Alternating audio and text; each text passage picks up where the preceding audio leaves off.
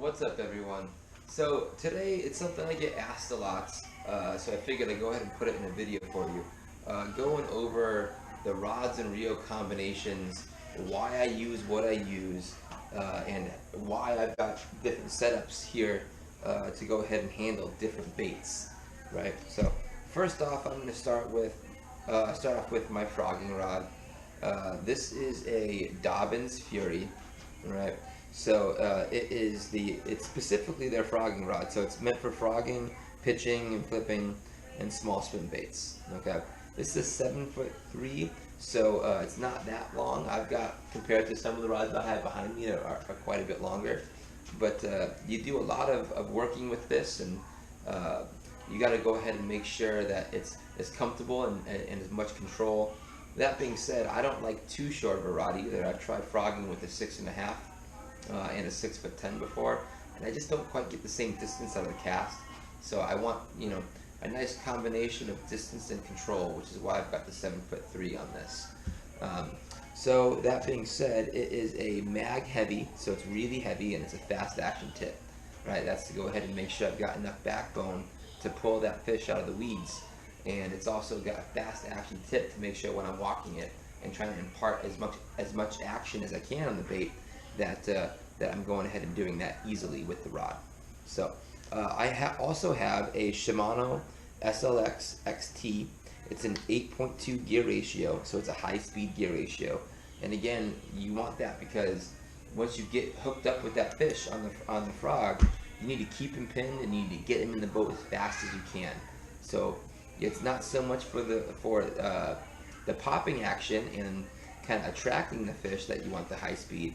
It's to just get the fish back in the boat before you lose him on the frog. So that's my frogging combo right there. Again, it's a Shimano SLX XT with a Dobbins Fury mag heavy fast 7'3" rod. Next up, we'll go ahead and talk about my general all-purpose rod. Okay, this is a Dobbins Fury, again 7'3", but it's not a mag heavy. All right, this is a medium heavy fast. So it's a fast action, medium heavy 7'3" rod. And one thing I really like that Dobbins does, especially for people who are really trying to figure out what rod to use, it tells you again, this one's meant for Senkos, flukes, spooks, spinner baits, and horny toads. So that being said, that's not all it's good for. All right, when you get a rod that's 7 foot to 7'3", that is just a general, and especially medium heavy, it can be used for just about any application. I've said this before in other videos. A medium heavy 7 foot to 7'3" rod is great at everything, but perfect at very few things. Right? That's why I've got all the other rods behind me.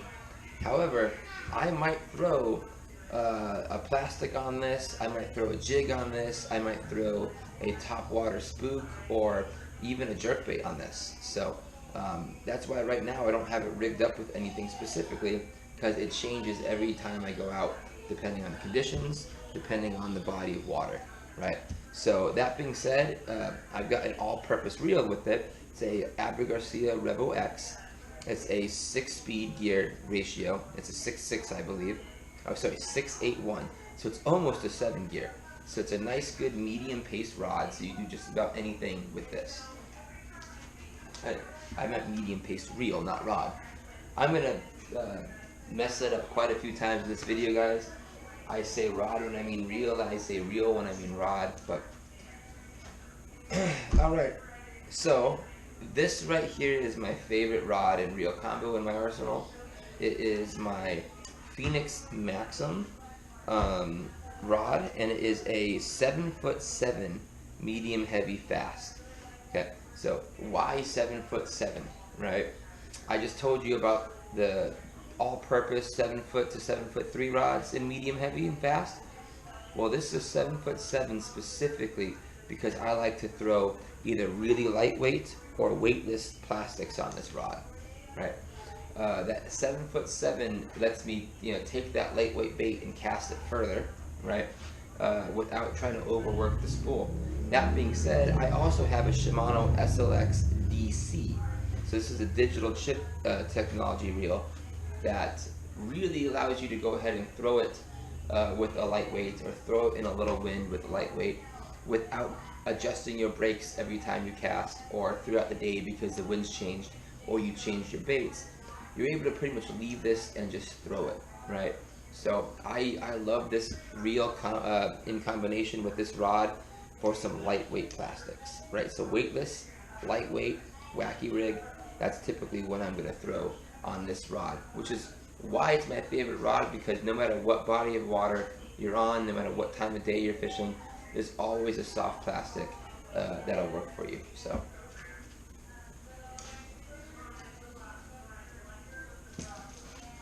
Alright, so this is my jig and chatterbait rod. I use this probably the second or third most. I love to fish with the chatterbait. That's a jackhammer on there. If you don't know about the jackhammer, check that out. So again, it's a medium paced Revo X. It's got a 6:8 to 1 gear ratio. It's on a 7'1" St. Croix Bass X medium heavy fast action rod. So the Bass X, which I have on this rod, I have the Phoenix Maxim on the other rod, on my lightweight plastic rod, and then I also had the Dobbins Fury on my other two rods. So those are all $110 to $120 price point rods. To be honest, of these three rods, the Fury, the Maxim, and the Bass X, again, they're all about $110 to $120 rods. I have to tell you, I wasn't lying when I said I like the Phoenix the most. So, not just because it's my soft plastic rod, but also because I think it's the lightest and the most sensitive of all these three rods. But you know what, that's a whole nother video I'll do another day, and I'll talk to you about all the pros and cons about that $120 price points for rods. But back to this rod. So this is just, again, a great all-purpose rod to go ahead and throw like a jig or a chatterbait on. That being said, this combination, you could throw quite a few different things, but that's just what I use this rod for. So I know when I pick up my Bass X rod, I'm throwing a chatterbait or I'm throwing a jig.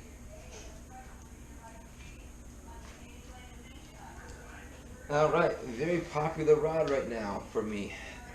It is my punching rod. Alright, right now it also doubles as my swim bait rod, but I'm using it more for punching right now. So this is a 7'8". It is a extra heavy fast. Okay, so I've got it right now set up with a 1.25 ounce punch weight, bobber stop. You know, so this is set up to do some heavy duty punching. Right. Now you could get away with just a regular heavy rod and doing some punching, but you probably wouldn't want quite an ounce and a ounce and a half, an 1.25 ounce, or 2 ounce weight. Those bigger weights, you definitely want to make sure you've got that extra heavy rod, and you want taller than a 7'6" really. You want 7'6" to 8 foot really to handle your punching. So 8 foot is a little bit too long for me, even though I'm 6'2". But I found that playing around with the different lengths and weight, that 7'8" was right in my wheelhouse. So I've got this Shimano Intenza. Again, it's 7'8", extra heavy fast. But I also have it paired with the Abu Garcia Zeta. So this is their new reel that they put out at the iCast this last year. It's got dual brakes. It's got magnetic and centrifugal. So it's adjustable on the outside, and then you can open the hatch and adjust your centrifugal brakes. It's got your traditional setup there for tension and drag, but I mean, honestly, it's a super lightweight and really a sexy reel. It's got kind of that red. If you're into kitchen appliances, it's kind of like KitchenAid high-end detailing where you see those red details. But yeah, so this is my punching setup right here. Hey, watch out, folks. And my crankbait setup. So this is my deep cranks, bigger crank setup right here. I know right now I've got a smaller square bill on it, but this is a St. Croix Legend Glass the length on this rod, to be honest, I gotta go take a look at it. 7'4", medium heavy. So this is a glass rod, right? And you really want a glass rod when you're fishing treble hook baits, specifically square bills or crankbaits, because when you go ahead and get that fish on, the way the rod loads up and when you set that hook, it's really going to keep him pinned on the treble hooks, better than a graphite rod, better than, you know, any of the other rods, carbon fiber rods out there. So having a glass rod specifically for your cranking, which is my most expensive rod, right? I talked to you about the other rods being about $120. This is a $280 rod pretty much. So, but if you enjoy fishing crankbaits, you want to go ahead and get a glass rod.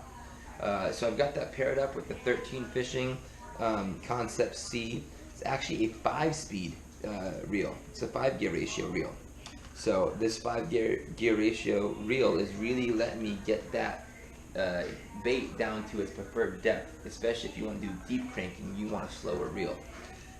Sometimes I will set up on my 7-speed or even on my 8-speed, and I'll do some light cranking with it, but at that point I'm not going deep. I want to burn it faster because I'm going shallow, right?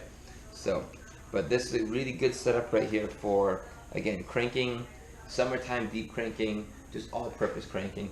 You go even bigger. This is a 7'4" rod.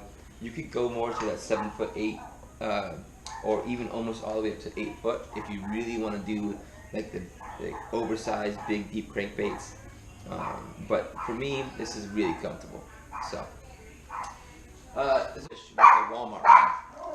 Hey, Peanut, hush. Peanut. No, you're ruining my video. So, when I was coming, hey, no, no, no bark, no bark, hush, no, no, no, no. I thought it was really important to go back over. So, sorry guys, I've got some interruptions here with my dog. But I thought it was really important to go over all the different rods and reel combinations that I use, because it's a common question that I get asked. And even a few months ago when I was transitioning from just an occasional fisherman to really going out and trying to attack these lakes multiple times a week, it was a question that I had. Why do I need a rod made of this material? Why do I need to spend so much money on a rod instead of just the ones for 40 bucks at Walmart? You know, why do I have to have 8 different rods or 6 different rods?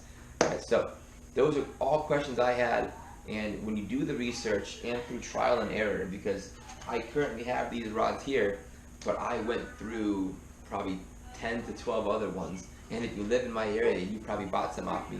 But yeah, it takes trial and error. If you don't believe what you read and you think you can get away with the $40 rods, you can, until you try the more expensive ones and you really understand when we talk about the higher sensitivity, the lighter weight.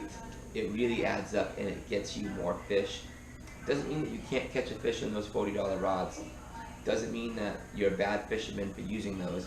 It just means that there is more that you can appreciate, and there is better ways to attack the techniques that you want to try to do with the better rod and reel combinations.